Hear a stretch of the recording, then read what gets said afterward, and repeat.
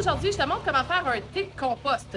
Pour le faire, le thé de compost, tu vas avoir besoin du vermicompost. Ça peut être n'importe quel compost, mais celui-là, il est vraiment sa coche. Et optionnellement, tu peux avoir aussi du frasse. Ça va être très intéressant à mettre dedans.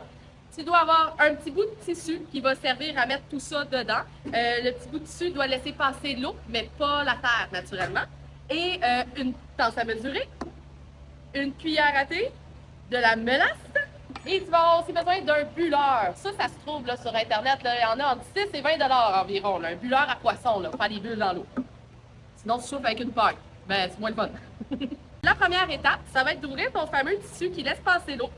On va remplir pour 2 tasses de fumier de verre. Tu vas le mettre en plein centre de ton tissu. Par la suite, on va ajouter du frasse. Donc, on va ajouter l'équivalent de 1 à 2 cuillères à thé de frasse. C'est à peine juste pour dire. Saupoudrer par-dessus. Et par la suite, tu vas venir refermer le tout pour faire une petite boulette sans le compacter. C'est super important, on ne veut pas l'effoirer. Tu vas juste venir l'attacher avec un petit élastique. Un coup que tu vas avoir attaché ta petite poche, tu vas prendre un morceau de ficelle et tu vas venir l'attacher après ton élastique simplement. Je vais te dire pourquoi tantôt. On fait un petit nœud. Prends quand même une corde assez longue. Et voilà. Par la suite, on s'en va chercher une chaudière. Donc, une chaudière qui est quand même assez grande et tu vas la remplir d'environ 10 litres d'eau, OK? Tu vas voir, ça ne remplira peut-être pas ta chaudière au complet, mais c'est ça le but, OK? Donc, laisse-toi de l'espace dans ta chaudière. Tu vas prendre par la suite ton fameux thé, sachet de thé, et on va venir le déposer dedans.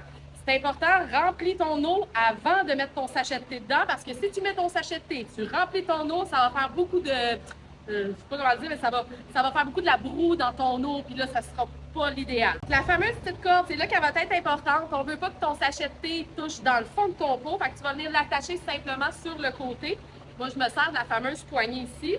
Donc, juste pour qu'il soit à mi-chemin, là, pas sur le dessus, mais pas dans le fond non plus. Et voilà. Le but de ce fameux thé de compost-là, c'est de multiplier les bonnes bactéries qu'il y a là-dedans puis là-dedans, OK? Pour ce faire, il faut les nourrir, les bactéries. Pendant un 24-48 heures, les bactéries vont se multiplier, mais pendant 24-48 heures, s'ils n'ont pas de nutriments, ils peuvent mourir. C'est là que va venir en jeu la fameuse mélasse. Donc, ça sert à nourrir tes bactéries qu'il y a dedans. Pour la mélasse, c'est une demi-cuillère à thé que tu vas mettre dedans. Ça va être suffisant pour les entretenir pour le 24-48 heures qu'on va laisser mijoter le tout.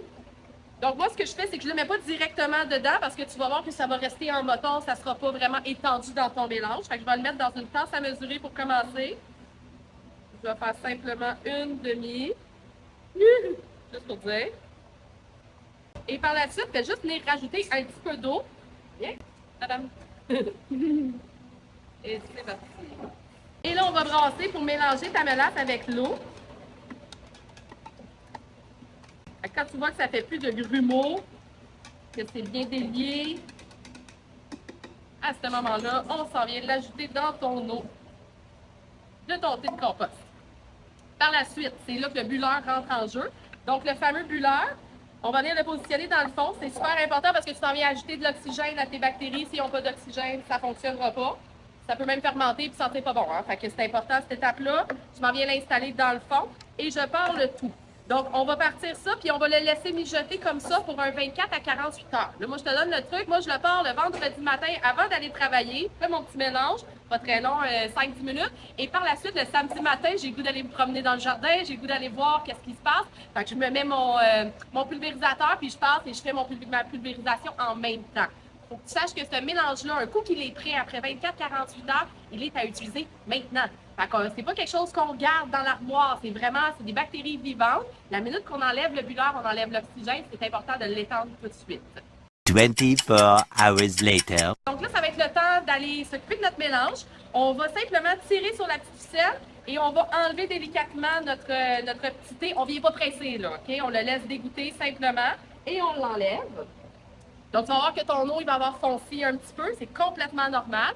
Maintenant, ça va être important là, au niveau de la coloration de ton eau. Tu veux avoir une couleur qui ressemble un peu à du thé glacé. Fait que si c'est trop foncé, je te conseille, rajoute de l'eau dedans pour pouvoir juste atténuer un petit peu la couleur de ton mélange.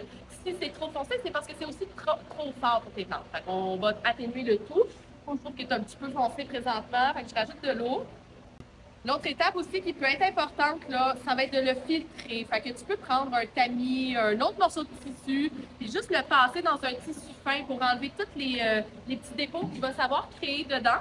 Ça va te permettre de le mettre dans un pulvérisateur et de pouvoir l'appliquer en pulvérisation foliaire, donc directement sur les feuilles. Et c'est là que ça devient intéressant. Donc, ce fameux mix-là, ce n'est pas juste un ajout de nutriments, c'est surtout pour ce qui est des bactéries qu'il y a dedans. Donc, on va avoir les bactéries qu'il y a dans le vermicompost qui vont venir se déposer sur les feuilles de ta plante et ils vont coloniser cet espace-là.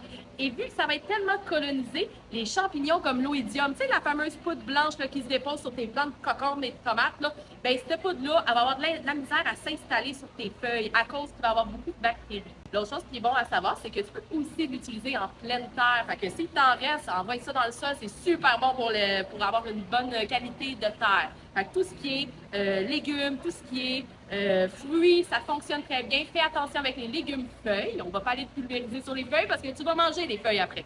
Okay? Et aussi, mention spéciale, les plantes d'intérieur. Fais-leur profiter de ton super mélange parce que c'est extrêmement bon pour eux autres aussi. C'est un mélange qu'on peut faire, moi je te dirais, là, je le fais une fois ou 2 semaines. Okay? Fait que comme ça, c'est raisonnable.